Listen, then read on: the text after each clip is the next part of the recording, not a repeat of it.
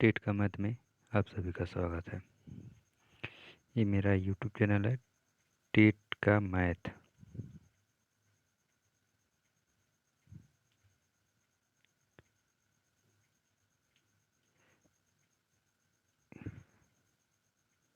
TET का math.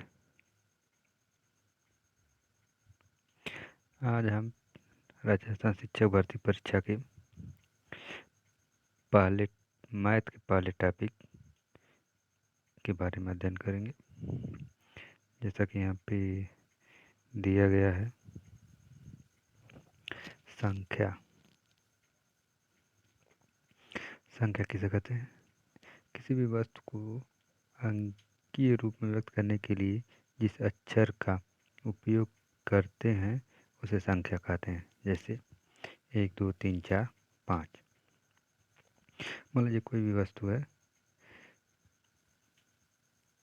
एक तारा है, स्टार, और इसको अंकीय रूप में व्यक्त करना है तो इसे 2 इस तरह से लिखेंगे, तो यह एक संख्या हो गई। यह चित्र के रूप में यहाँ पे प्रदर्शित किया गया, जबकि यहाँ पे संख्या के रूप में। अब यहाँ पे एक कोई फिगर बना ले रहे हैं। अब इसको अंकीय रूप में व्यक्त करना हो तो इसे एक की तरह एक अंक के रूप में व्यक्त कर देंगे। यह हो गई संख्या के बारे में जानकारी। अब आते हैं संख्या के प्रकार। संख्याएं कई प्रकार की होती हैं, लेकिन यहाँ पे हम मुख्यतः 2 प्रकार की संख्या जानेंगे, जिसमें है पहला है प्राकृतिक संख्या।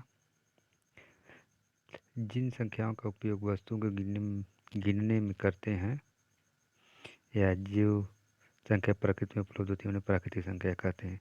जैसे 1 2 3 4 डॉट डॉट डॉट अनंत तक कुछ भी। इस प्राकृतिक संख्याओं में जीरो को शामिल नहीं किया जाता है। इसमें प्राकृतिक संख्याएं उन्हीं को माना जाता है जो प्रकृति में दिखाई देती हैं। प्रकृति में दिखाई देती हैं और जो नहीं दिखाई देती हैं उसे नहीं माना जाता है।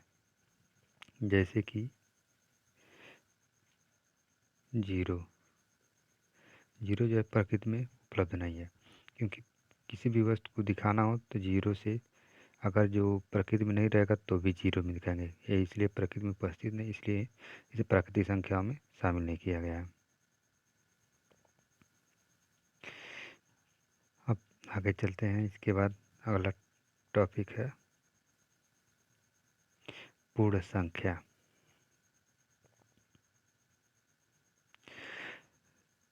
पूर्ण संख्या जब प्राकृतिक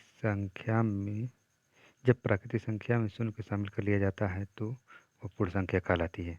जैसे 0 1 2 3 4 5 डायरेक्ट अनंत तक, लेकिन इसमें जीरो को शामिल कर लिया जाता है।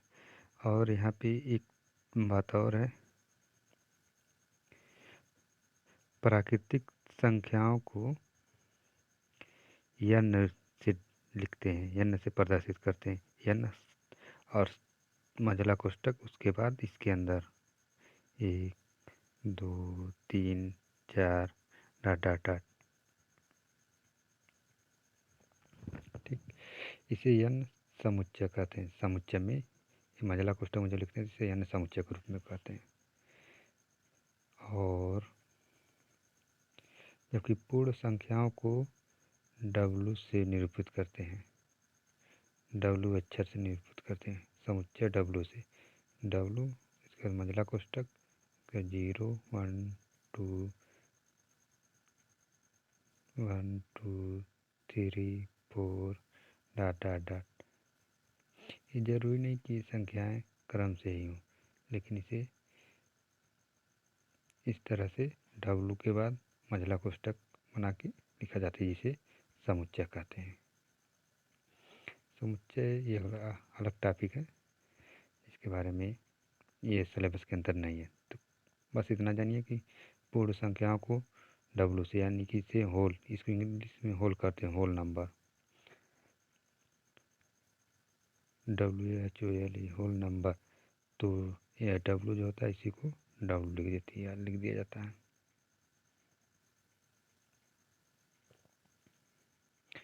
अब आगे है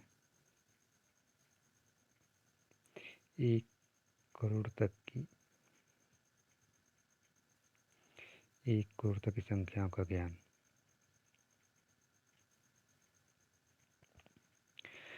यहाँ पे 1 करोड़ तक की संख्याएं को किस तरह से लिखा जाता है, इस सारणी में निरूपित किया गया है।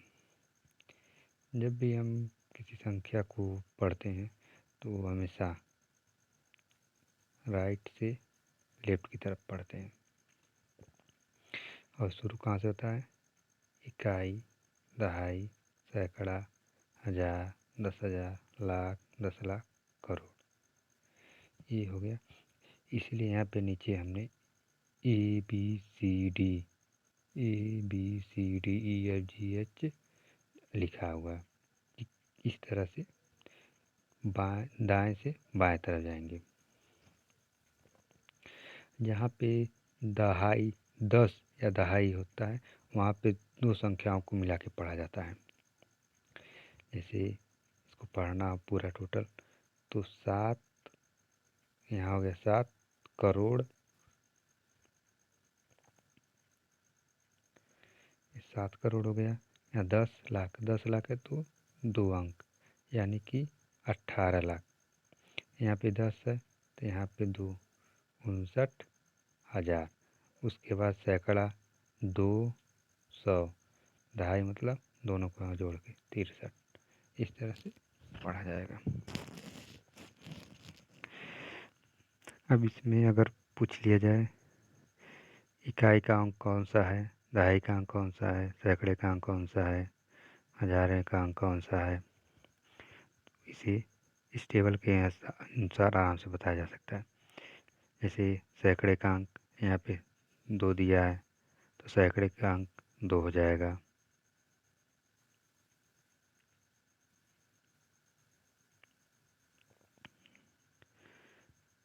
और इसी तरह से पूछ लिया जाए करोड़ पे कौन सा अंक है, तो करोड़ पे 7 है तो करोड़ का अंक 7 हो जाएगा।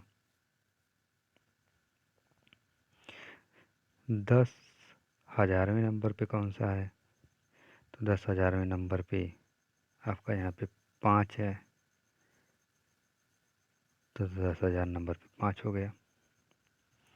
इकाई पे जो अंक है वो कितना है, तो इकाई पे है 3 है तो 3 हो जाएगा।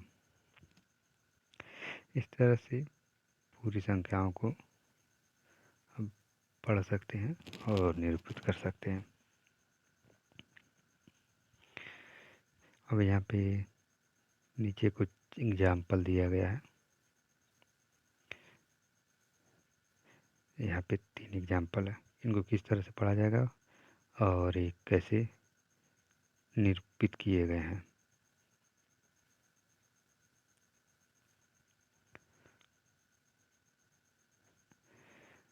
यहाँ पे इसको पढ़ना तो पहले दाएं से बाएं जाएंगे। इकाई, दहाई, सैकड़ा, हजार, 10,000, लाख, 10 लाख, करोड़। ठीक, यानी कि टोटल कितना करोड़ तक का अंक है। तो यहाँ 5 करोड़। अब दहाई पे 2 अंक लेकर पढ़ेंगे, यानी कि 31 लाख। फिर दहाई पे 2 अंक लेकर पढ़ेंगे तो यहाँ पर जाएगा 90,000। और उसके बाद अगला आ जाएगा आपका 642। तो पूरा अंक हो जाएगा 5,31,90,642। ये पूरा अंक हो जाएगा। अब यहाँ पे अगले एग्जाम्पल में देखेंगे। यहाँ पे इकाई, दहाई, सैकड़ा, हजार, 10,000, लाख, 10 लाख, करोड़। इसमें भी करोड़ तक के अंक दिए गए हैं। इसको पढ़ने के लिए 9 में दहाई, 9 के बाद 9 के साथ दहाई नहीं है तो इसे सीधे पढ़ेंगे। 9 करोड़ 74 लाख 63,700। यहाँ पे जीरो है तो जीरो को नहीं लिख पाएंगे कुछ, या सीधे 702। यह इसका अंक हो गया पूरा। अगले एग्जाम्पल देखेंगे। यहाँ पे इकाई, दहाई, सैकड़ा, हजार, 10,000, लाख। इसमें केवल करोड़ तक का नहीं अंक है, इसमें लाख तक का अंक दिया गया है। तो इसको भी इसी तरह से पढ़ेंगे। लेफ्ट से राइट लिखेंगे और पढ़ेंगे। राइट, लेफ्ट से राइट लिखेंगे, राइट से लेफ्ट। अब पढ़ेंगे लेफ्ट से राइट। यहाँ पे ऐसे इकाई, दहाई, सैकड़ा, हजार, 10,000, लाख। 3 लाख।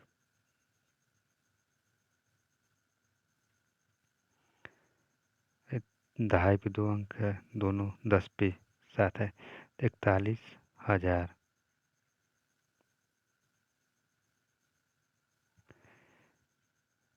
276।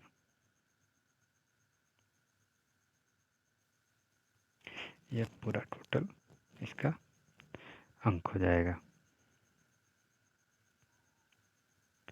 ये 3 टॉपिक हम इसका क्लियर कर चुके हैं। अब अगला है स्थानीय मान।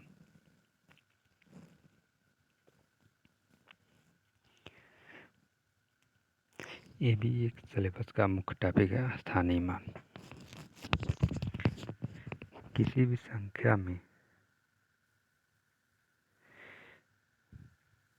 प्रत्येक अंक जिस स्थान पे होता है उसे उसका स्थानीय मान माना जाता। स्थानीय मान कहते हैं हम होता है, मतलब अगर कोई भी संख्या दिया है वो कौन से स्थान पे है वही उसका स्थानीय मान होगा। स्थान पे है, जैसे इकाई पे तो इकाई हो जाएगा, दहाई पे है तो दहाई का हो जाएगा, सैकड़े पे तो सैकड़े का हो जाएगा, हजार पे तो हजार का, लाख पे है तो लाख का हो जाएगा।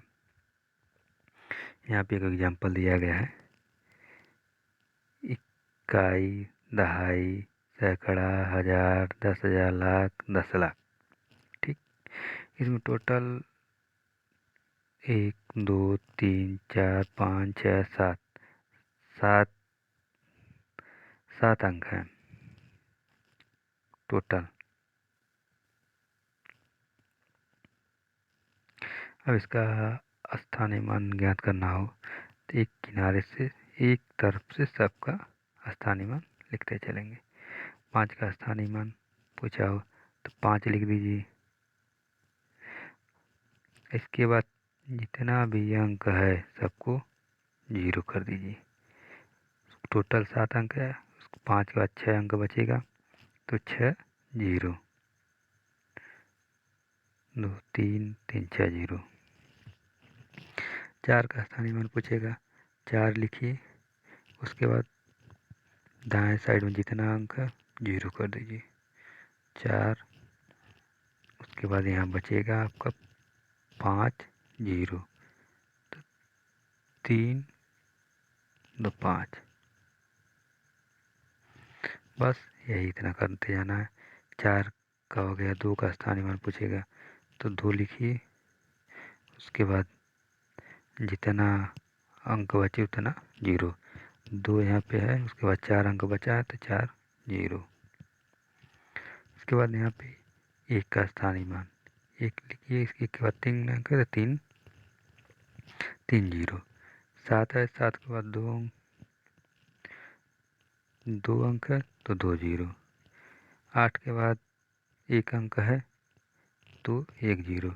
इकाई अंक पे जो अंक रहता है सीधे उसी को लिख देते हैं, उसका स्थानीय मान वही होता है, क्योंकि उसके बाद कोई अंक नहीं होता है तो सीधे उसका स्थानीय मान वही होता है।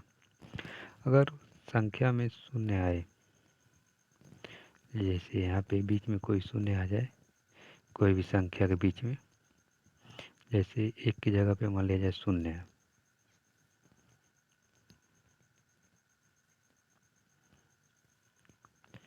एक की जगह पे अगर शून्य मान लिया जाए तो उसका शून्य का अस्थानीय मान सदैव शून्य था, वो किसी भी जगह पे आए। शून्य के बाद अगर कितना भी शून्य लगाइए वो शून्य ही होगा। जो इकाई पे आए, दहाई पे आए, सैकड़े पे आए, किसी भी स्थान पे आए सदैव शून्य होगा।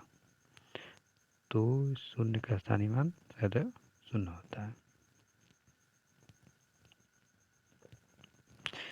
इससे संबंधित कुछ एग्जाम्पल है यहाँ पे। यहाँ पर अगर 4 का स्थानीय मान पूछ लिया जाए, 4 लिख दीजिए, उसके बाद कितने अंक हो जाए 2, 2 जीरो लिख दीजिए, ये इसका स्थानीय मान हो गया। अगर जो 8 का स्थानीय मान पूछा जाए तो 8 लिख दीजिए, उसके बाद कोई अंक नहीं है तो वही उसका स्थानीय मान हो जाएगा। फिर यहाँ पे 1 का स्थानीय मान दूसरे वाले में देखा जाए, 1 का स्थानीय मान तो 1 लिखिए, उसके बाद कितना अंक बच रहा है 4, 1 2 3 4, तो यही इसका स्थानीय मान हो गया। अब यहाँ पे दिया हुआ लास्ट में शून्य, शून्य का स्थानीय मान क्या होगा, तो शून्य लिखिए, इसके बाद शून्य लिखिए या ना लिखिए कोई फर्क नहीं पड़ता, जबकि यहाँ पे एक ही अंक है तो इसके बाद में शून्य होगा भी नहीं और केवल शून्य होगा, तो शून्य का स्थानीय मान सदैव शून्य होगा। अगला एग्जाम्पल यहाँ पे देखिए, यहाँ पे दिया अगर 7 का स्थानीय मान पूछे तो 7 लिख दीजिए, उसका 2 2 4 1 5, 5 अंक है, 5 जीरो, 5 जीरो हो गए। यहाँ पे ये दिया है शून्य, शून्य का स्थानीय मान, शून्य का स्थानीय मान शून्य लिखिए, इसके बाद यहाँ पे 3 अंक बच रहा है, 3 जीरो, तो शून्य का स्थानीय मान शून्य ही होगा, इसमें अलग से 3 जीरो लिखने की कोई आवश्यकता नहीं है। जीरो लिखिए या नहीं लिखिए बात बराबर है, शून्य का स्थानीय मान शून्य होगा, किसी भी स्थान पे आए। इस तरह से आप स्थानीय मान ही इतना क्लियर हो गया होगा। अब अगले टॉपिक पे चलते हैं, जातीय मान। जातीय मान संख्या का जो मान होता है वही उसका जातीय मान होता है। जैसे अगर कोई भी संख्या है उसका जो मान स्वयं का जो मान होगा वही उसका जातीय मान है, और स्थानीय मान में वो जिस स्थान पर रहता था उसका स्थानीय मान होता था। यहाँ पे एग्जाम्पल के रूप में दिया गया है 6 4 5 2 8, मतलब 64,528। तो इसमें दिया 6 का जातीय मान 6 होगा, इसके बाद कुछ नहीं लिखना, बस 6 है तो 6 का जातीय मान 6 का जातीय 6 है तो 6 ही रहेगा। 4 का जातीय मान 4 है तो 4 ही रहेगा। 5 का जातीय मान 5 है तो 5 ही रहेगा। 2 का जातीय मान 2 है तो 2 ही रहेगा। इसी तरह 8 का जातीय मान 8 है तो 8 ही रहेगा।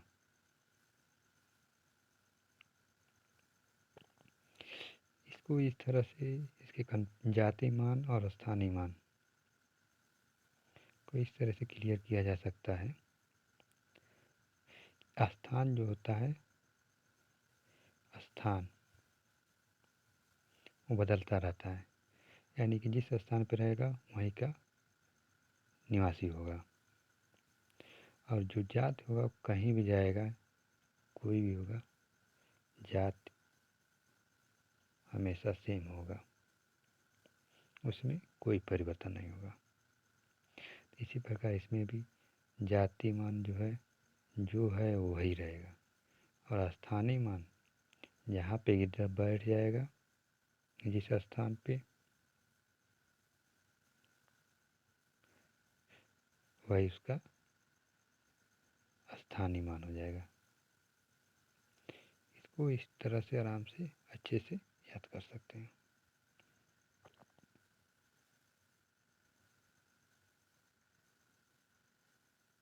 एक एग्जाम्पल और दिया हुआ है, ये अपने तरफ से कर लीजिएगा।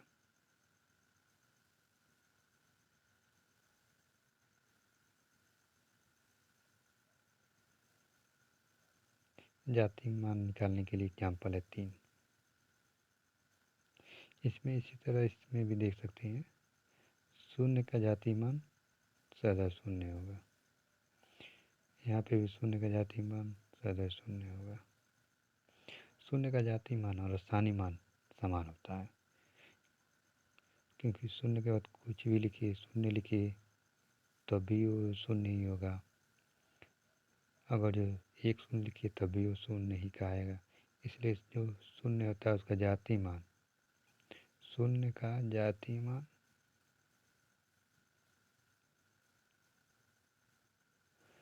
और स्थानीय मान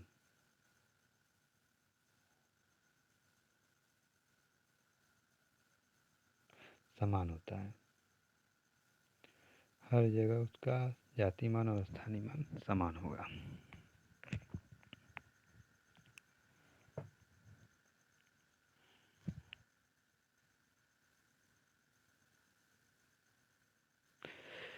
अब आगे आपका अगला टॉपिक है तुलना। किसी संख्या को किसी अन्य संख्या के साथ छोटा या बड़े होने का पता लगाना तुलना कहलाता है। इसमें संख्या हो या कोई भी वस्तु हो या कोई भी चीज़ हो, उसका किसी दूसरे वस्तु के साथ तुल छोटा बड़ा मोटा पतला लंबा ऊंचा नीचा जो भी दिया हो उससे तुलना करना, उसके सापेक्ष पता करना उस क्या स्थिति है उसकी, तुलना कहलाता है। जैसे छोटा बड़ा, मोटा पतला, कम ज़्यादा। इसमें चिन्ह, ये वाला चिन्ह का उपयोग किया जाता है। और एक ये वाला जो बड़ा होता है, जो ज़्यादा होता है या जो अधिक होता है, उसको इस तरह लिखा जाता है, इधर जिधर मुख रहेगा, और जो छोटा रहेगा, जो कम रहेगा, पतला रहेगा, उसको इस तरफ लिखा जाएगा। सेम प्रोसेस इसमें भी होता है।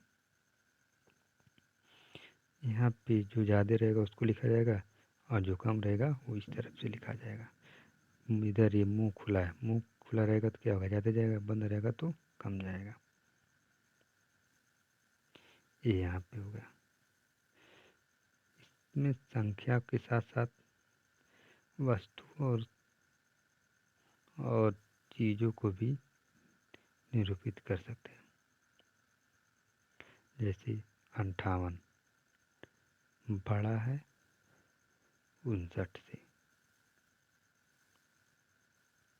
58 छोटा है इसलिए छोटा वाला सिरा इसकी तरफ, और 59 बड़ा है तो 59 का सिरा इस तरफ। और एक बड़ा है 0 से, यानी 0 क्या है, छोटा है, तो मुंह जो है एक का इधर हो जाएगा। और इसके बाद यहाँ पे दिया है 5 छोटा है, यानी कि छोटा वाला मुंह 5 की तरफ, और 9 से छोटा है तो 9 बड़ा है तो 9 का बड़े तरफ मुंह।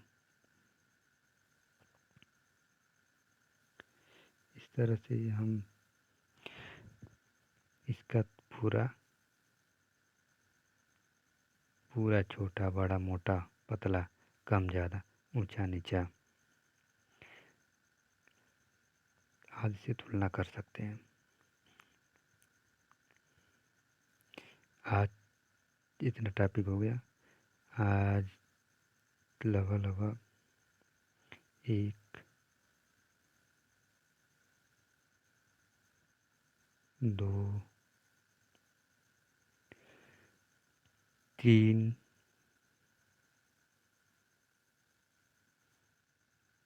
4 4 टॉपिक आज कंप्लीट हो गया। आज बस इतना करेंगे और आगे जो है इससे संबंधित अगले वीडियो में देखेंगे। इससे संबंधित जो भी क्वेश्चन होंगे उसका अभ्यास करा दिया जाएगा, थियरी बेस्ड था, और इसके अगले पार्ट में इसका अभ्यास करा दिया जाएगा ताकि अच्छे से सभी को समझ में आ जाए। बस इसको 1-2 बार देखते रहिए, आराम से अच्छे से क्लियर हो जाएगा पूरा।